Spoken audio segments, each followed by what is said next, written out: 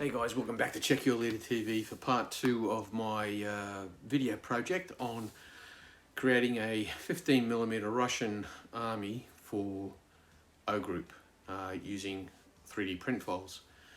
So where were we when we left from part 1? Okay, so we had obtained the 3D print files, downloaded them, and we printed off all the required infantry miniatures that were going to be needed. They've been washed and cured and completely prepped, and now we're going to go on with painting them. Now, one of the things you always have to worry about when you're painting historical miniatures, that you want to get them historically correct. And man, Russian World War II infantry, they always seem to be either dressed in a brown uniform, a brownish colour uniform, or a green uniform. So that's something I'm going to have to sort out. So let's just crack on and start painting. Let's start painting the miniatures. But before we need to paint them, we also have to discuss how we're going to base them, how we're going to organise those miniatures on bases. Am I going to use large bases or small bases? O Group doesn't define base sizes. Basically, they leave it up to you. The general consensus from what I can gather amongst the community is that you just either use, because heaps of people have already got Flames of War armies. One thing great about Flames of War, that set of rules, is it did bring in a lot of people into World War II historical gaming in 15mm. And as a consequence, there's going to be a lot of people that are going to want to continue to use those armies. And why wouldn't you? And one of the things I love about Dave Brown rules is there never seems to be a rigid basing system. You know, go with what you got. So the decision for me is, do I use bases like the standard Flames of War bases, or do I go for something else? So that's another consideration we have to think about. So in this video, we're going to talk about base sizes, how to base, the configuration of the basing, and painting the miniatures. So let's crack on. Just quickly, before we go on to the configuration of the battalion and the types of bases basing options that you've got, and painting, I thought I'd just touch on quickly, because some people have asked how I remove the miniatures actually from the supports. So long story short, the build plate comes up out of the resin and the miniatures are printed, and there they are. I then let that sit there for about an hour to allow excess resin to come away from the miniatures. I then remove the build plate and then remove the miniatures from the build plate and drop them in the alcohol. Once they've been rinsed in the isopropylene alcohol, I then take those miniatures and I put them in another container, and then I take them to a sink and I wash them in warm to hot water. This removes the alcohol and any excess resin that might still be there. And then I also find that the heat from the warm to hot water, the miniature just peels away from the supports far more easy than just simply taking them out of the alcohol and then removing the miniature from there and then painting them, priming and painting. So I use hot water as a second wash, and also it aids in removing the miniature from the supports. So I'm going to show that now, just so you can see how it's done. You might find it interesting. If not, just skip forward, just tap, tap, tap, go forward and go to the configuration, basing and painting part of this video. The miniatures printed, and you can see they've come up, they print out like this, all on their, these little, complete with their little supports. I don't know if I can get that. So there you can see the miniature, it's printed and it's on its supports. So what I do is, after I've rinsed them in the in the alcohol, the isopropylene alcohol, I then rinse them again in what I call hot water. So it's hot, but it's not boiling hot. So it's, you know, but it's hot to touch. So so then I'll wash them around. And this little thing of water here. Okay, now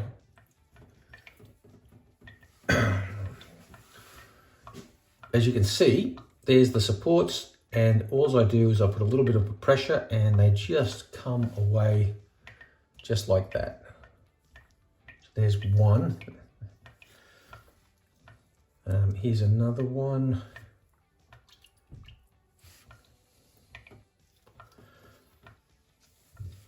Try not to get my big hands in the way. And you can see they just snap off. Now obviously you've got to be careful around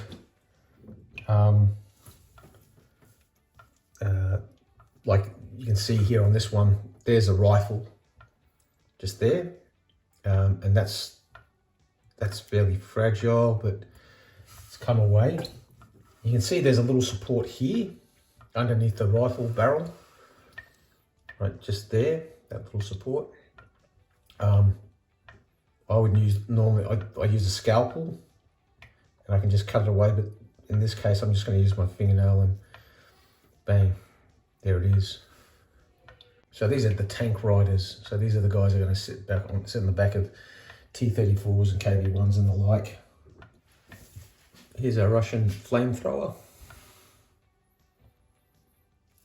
I just, like I said, just have to push down and wiggle around and bang, well, they just come away. Now, once this is done, that's when I put them in the cure.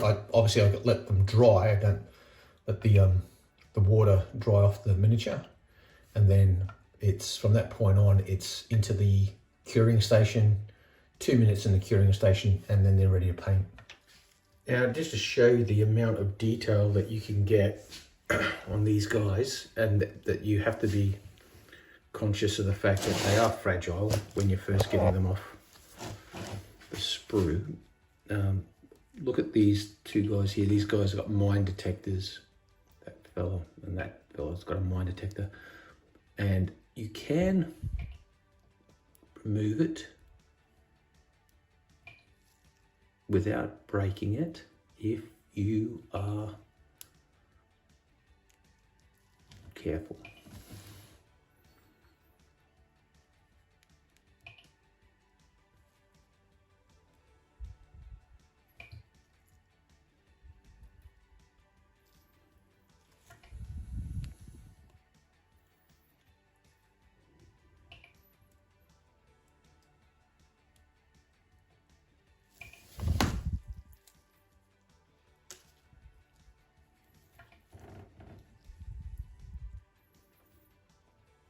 And there you have it.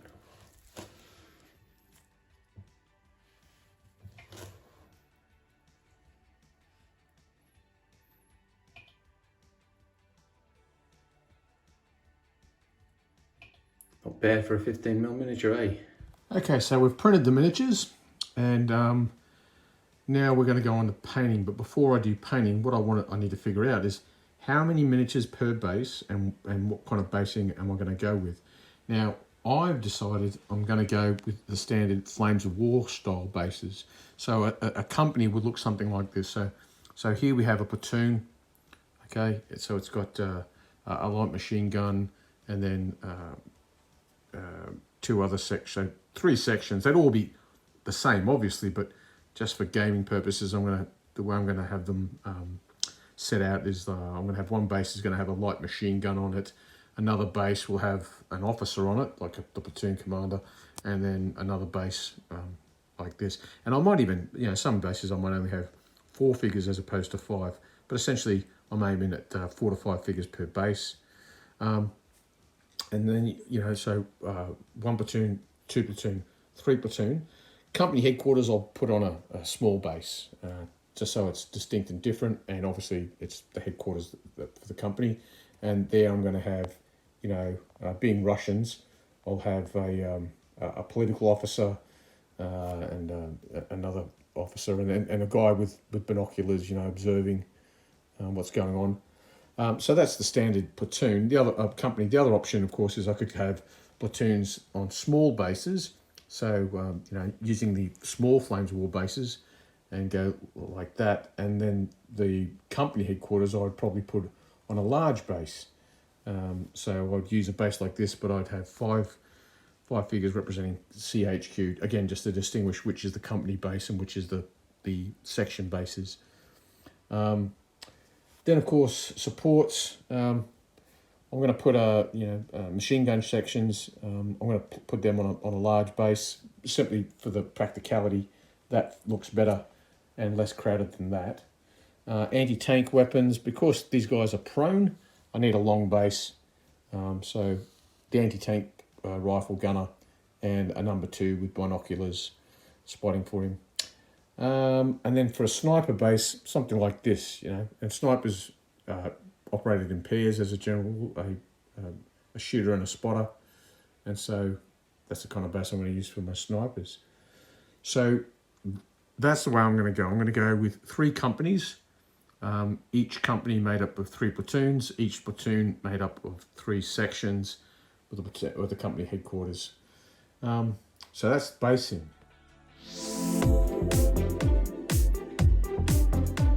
Okay, so the next thing I've got to do is I've got to decide on what colours to use to paint my Russians.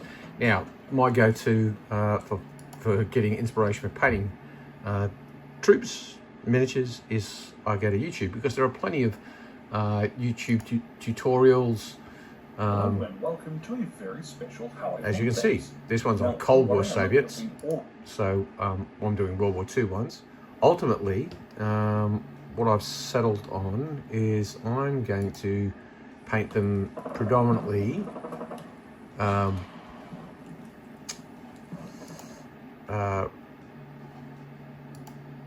going to use the Vallejo Russian uniform. Now, because there seems to be 2 schools of thought. The Russians either wear a green kind of uniform or a browny, yellowish, ochre kind of uniform, and I'm just going to go with the green. Also, the first game I want to play with these Russians is going to be being fought in October 41, so they'd probably be switching to a winter uniform at that stage at the game. And my understanding from my research is that the Russians had a summer and a winter uniform, and the summer one was the brownish color and the winter uniform was the greenish colored one. That said, I don't know if that's gospel, so don't take my word for it. But I'm going to go with a green uniform. Now, this tutorial here is a pretty good one. It outlines all the different kinds of colors that you're going to need, best way to undercoat, or what best the color to undercoat in. Not that I necessarily will undercoat with a Zandri dust. I'm probably going to go straight to Russian uniform, Vallejo Russian uniform, and spray them in that.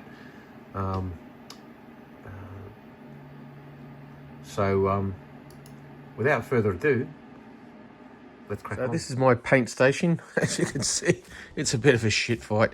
There's far too much going on, and like any real gamer, I've got multiple projects happening, but we are concentrating on this chap. Okay, so what I do is I do a test miniature.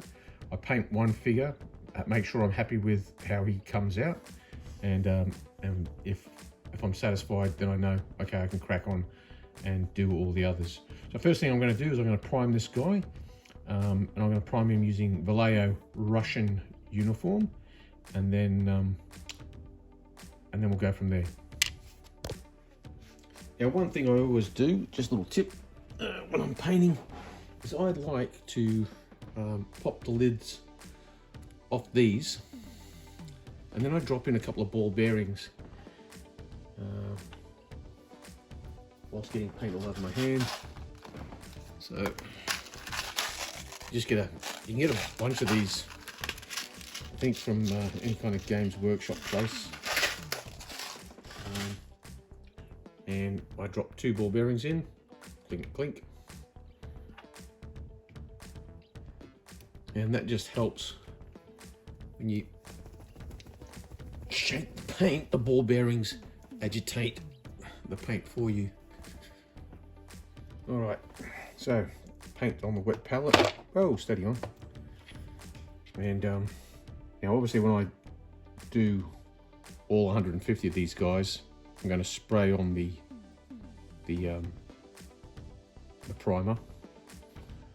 But because this is just a test figure, I'm just going to paint on. Oop, come back here, chap. I'm just going to paint on. Now already these 3D printed miniatures, as I'm applying the paint, I'm already going, you beauty. These, like I said, it's not until you put the paint on that you can really tell whether or not, it really accentuates the detail on the miniature. And I'm already seeing the detail on this chap is really starting to pop already. Now, 15mm, I'm not going to make each one of these a masterpiece by any stretch of the imagination. That's not happening. These are going to be just game quality.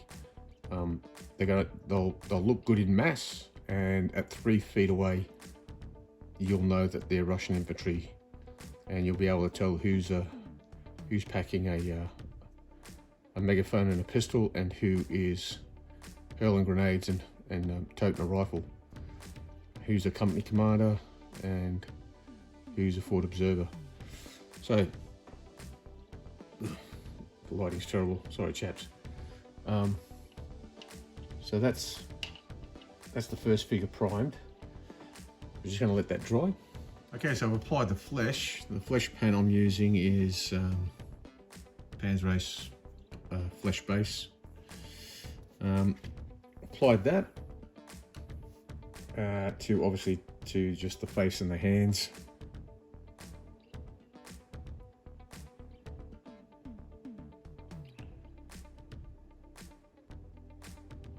Okay, then the next thing we're going to do is we're going to do the equipment. We'll do his holster, belt, cross straps, map case, and water bottle. Now, for the belt around this chap's waist, we're going to go with just red leather. And then for the cross straps and the other equipment, the canteen cover and this map case, I'm going to use US field drab, and then the boots will be black, but one thing at a time, eh? So let's try the belt around his waist, and we're going to go with red leather.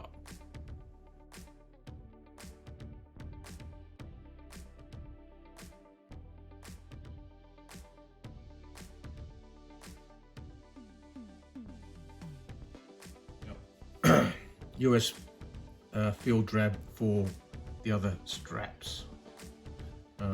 Now, I'm using Flames of War US field drabs. Vallejo 1 US field drab. They've got a US field drab as well. That would do. So US field drabs on the palette. Let's give that a bit of a mix. I'm going to add a little bit of the flesh to it actually to lighten it up a bit.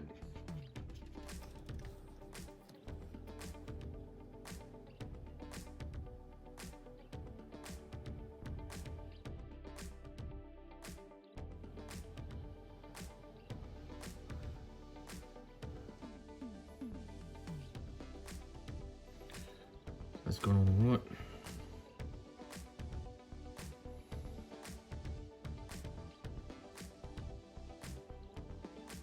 The detail on these miniatures, it's really, really excellent because it's well raised. You just need to wave the brush in the general vicinity, and it'll attach to the for raised detail. I can't express how impressed I am with these 3D printed miniatures. I was painting earlier today some Flames of War Germans. I think like first generation ones, so the metal ones. And I tell you now, this is much easier to paint, this chap. Okay, so now all I need to do is his black boots and his pistol. So funnily enough, for his black boots, I'm using Vallejo black. At this point, one could argue that it would be worthwhile putting the little fella on a popsicle stick, an ice lolly, as they would say in the UK. An ice lolly. I think I might get myself an ice lolly. Oh, that's my printer finished printing. Currently printing some 10mm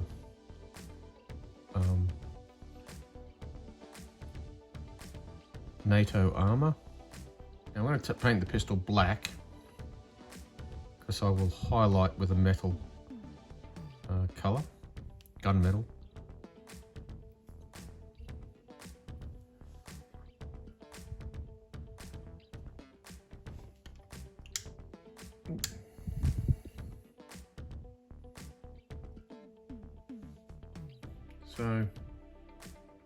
So that's that.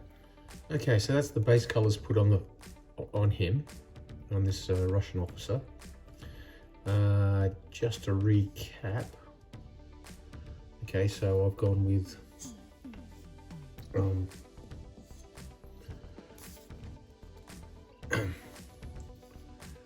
so Russian uniform is the base coat. Flesh base for the flesh.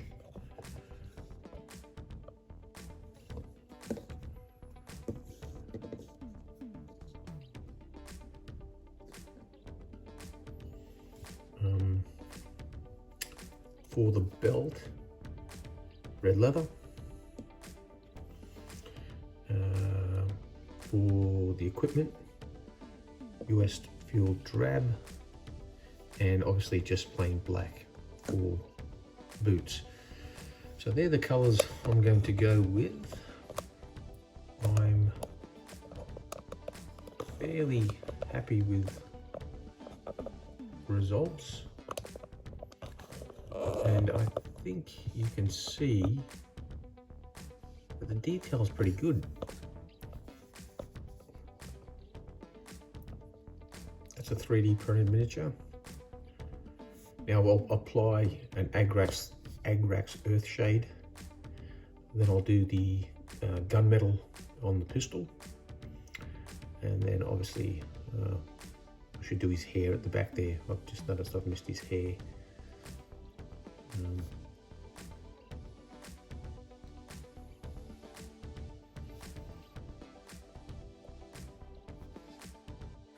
So once I've finished painting the block colours in, what I like to do, especially in 15mm, is add an ink wash. And in this case, I've gone with Agrax Earth Shade. So I applied that liberally to the miniature. And then I also wanted to do is that same miniature, I decided I wanted to paint him up as an NKVD officer. So I made his hat blue and put a red band on it. Okay, so now I've got to prime the miniatures now. I've already started, as you can see, and I'm using the Vallejo Hoppy paints, but another good one, the Plastic Soldier Hobby paints, and Russian uniform. Now, obviously, I've decided I'm going with the Russian uniform green, as we've already discussed.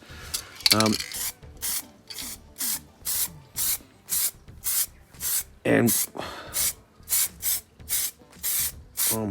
what I've figured out is over time I've always decided a really good undercoat, if you do the undercoat well and you spend time, make sure when you rotate the figures, make sure you get all the figure covered, it saves you a bucket load of time in the actual painting by brush. So my advice is, if you're going to use a spray undercoat, take the time and do it right. And of course, wear protective equipment, well ventilated. I'm in a very, very well ventilated area here. I mean, actually in a garage, the roll door's up, plenty of air flowing through. So now I'll just take the opportunity just to show you the variety of infantry that come in these 3D breeder files. I think it's called the March to Hell.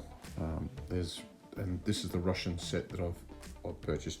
I just wanted to show you them, so you can see I'm not short for variety. So your standard infantry types, riflemen, grenade throwers,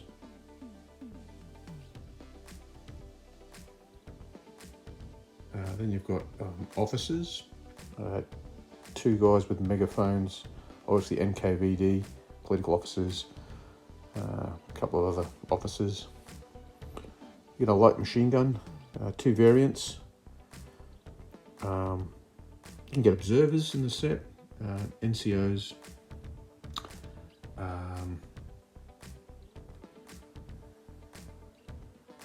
There's also flamethrower teams.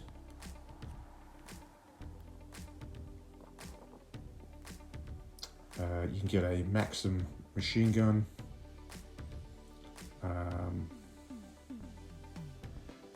These I think are particularly impressive for 15mm radio operators. I mean, look at the detail on those radios. For 15mm, that's pretty impressive. You also get you get a male and female medic.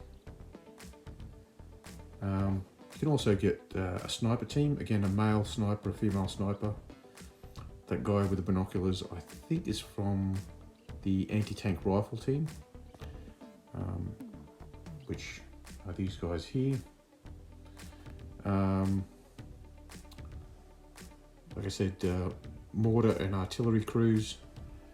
Then there's tank riders. There's 6, I think. Well, I've got 4 here, but there's another 6. The engineer teams, I think, are particularly nice.